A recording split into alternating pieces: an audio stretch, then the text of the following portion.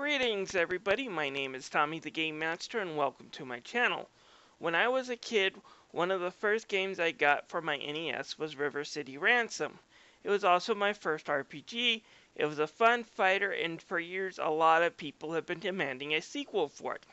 And Ubisoft has given us some spiritual successor with their Game Boy Advance Ninja Turtles game and Scott Pilgrim vs. the World on Xbox Live Arcade and PSN, which was very popular until it was pulled off their digital storefronts due to the fact that Ubisoft's license ran out for the IP, but nothing from the actual game that inspired these Ubisoft homages until last year. Since then we have gotten two sequels. Both of them are very different from each other when it comes to tone and style. Sorry I can't record 3DS footage, but I will say Tokyo Rumble is a very Japanese game and keeps the sprites from what we saw in the Game Boy Advance version of River City Ransom. There's a lighthearted story about whatever the Japanese names of Alex and Ryan are. Sorry I can't remember them right now. Going around and having misadventures in Tokyo, trying to stop some gang called the Golden Lions from taking over. It's very Japanese in its presentation and keeps a lot of the artwork from the original NES game.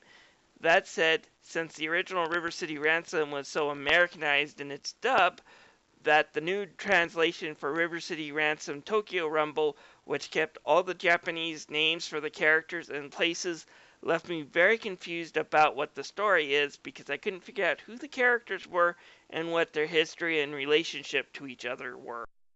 Now we get to River City Ransom Underground, which is meant to be a sequel to a very Americanized River City Ransom dub, and it's done so in a very satirical beat. The game opens up with the ending of the last game with you raiding River City High School to rescue Cindy and beat up the evil Slick. 28 years later, and Slick escapes from prison because, you know, high school hijinks like this would clearly get you a life sentence. Meanwhile, a millionaire named Merv has accused a gang known as the Flock for kidnapping something precious from him and has offered up a huge bounty on anyone who can bring him their heads.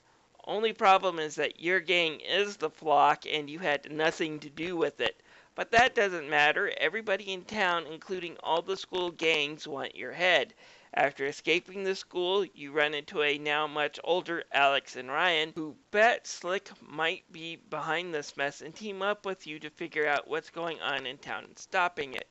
Now, if it only stopped there in its silliness and weirdness, but things keep getting weirder and weirder, with the first half of the game playing homage to the original, with you fighting and beating up the same bosses you fought in the original, or more often than not just chasing them down. And after you beat up several bosses from the original game, they finally tell you where the evil Slick went.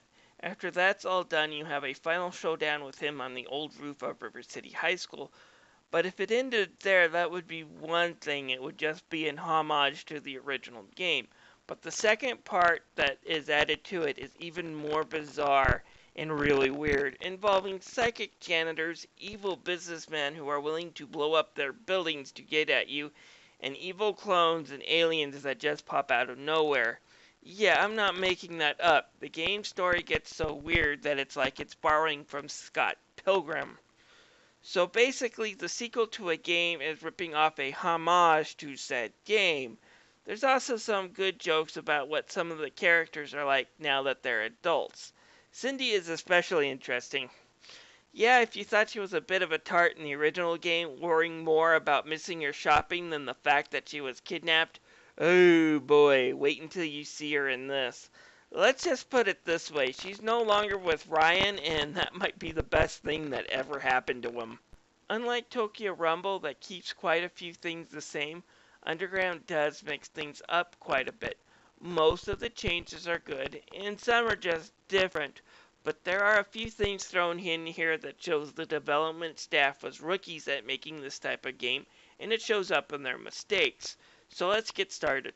First off, for the most part, it's still an open world sandbox type game, quite like the original one was.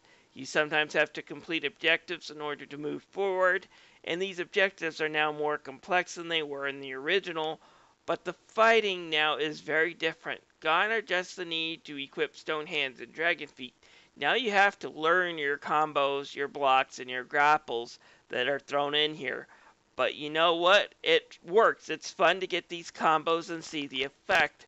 These fights are a lot harder and also a lot more entertaining for the most part. I do have the problem though that without the NES limitations, the game designers can now throw more enemies at you, and it does bring me to the point just because you can doesn't mean you should. While we're not talking about Double Dragon 4 steaming pile of excrements, we are still talking about a very frustrating experience when multiple enemies just dogpile on you. I wish they had limited the enemies a little bit more in single player, just a bit. Oh, another thing I guess I should throw in here is like a lot of modern sandbox games, you have to watch out for the cops. Yeah, you know how malls were the safe areas in the original for you to go shopping and power up? Nope, both the malls and even the stores sometimes have enemies running around them that you have to fight before you can actually buy anything. But in these areas, accidentally hitting a civilian or destroying too much property and the fuzz will be called in to deal with you. First, they start off with their fists, then with tasers, and then with tear gas. And they're hard to beat, and you don't get any experience or money from beating them. And the more you beat them up, the more and more cops they send at you until you either find a safe hiding place or go into a save point. Oh, I guess I should talk about stat building next, since I just mentioned it, beating up the cops. As far as stat building goes, this is done by doing two things. First is leveling up, which allows you to collect more money from fallen enemies, but also lets you get higher stats from the food you eat at stores and shops. I don't know if this leveling up thing is really needed because, after all, in the original game, isn't getting money from enemies considered grinding so you can do your shopping to power yourself up? But still, once you level up a bit, you can still go shopping and find things to really raise your stats, as well as acquire new techniques from gems that you find along the way. I am disappointed that they got rid of the pharmacies, though. The medicines there were the best way to increase your health in a fight. Finding ways to increase your health in a fight is hard. Good news, though, is all restaurants now let you take their food to go, so that really makes the game a little bit easier since some of your large power-up items are now gone. Oh, and before I get into the bad part, there are plenty of characters to pick from. From what I have seen, they all play different. Of course, since I'm stubborn and unwilling to change, I still went with Alex, because he is usually what I went with in the original game, but there are plenty of interesting characters to pick from, and they all play differently. So far, this game has been a bit of a mixed bag, but it's been a good mix. Now I have to go into the rookie errors that the people who made this game made, and they pop up towards the end of the game. The first overly large piece of frustration dung could have been avoided entirely and was not needed.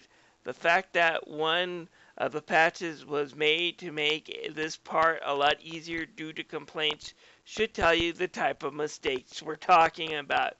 Don't you just hate missions and action games where you have to pick up and hold something that makes it hard to fight, and if you get hit you have to redo everything over again? Guess what? This game has one of those type of missions, and it's a freaking pain in the ass. You have to take this milk jar and run it all the way across town, and if it gets hit too many times, it breaks, and you have to run back to the store and restart the whole thing. As frustrating as it is, I got to the point after the latest patch. Before that, it had one measly hit and it broke. For crying out loud, nobody likes these type of stages. Why do developers have to put them in games? It's an unnecessary pain that no one wants or needs. But it gets worse. The last few areas of the game involve you running around long distances to get into this tower. Now, to get into this tower, I have to run across several streets in Uptown, go into the back of the tower, ride this elevator complete with the beat 'em up elevator cliche of enemies appearing on said elevator, run across this lobby, and oh boy, try to get past this office while dealing with a Terminator 2 parody.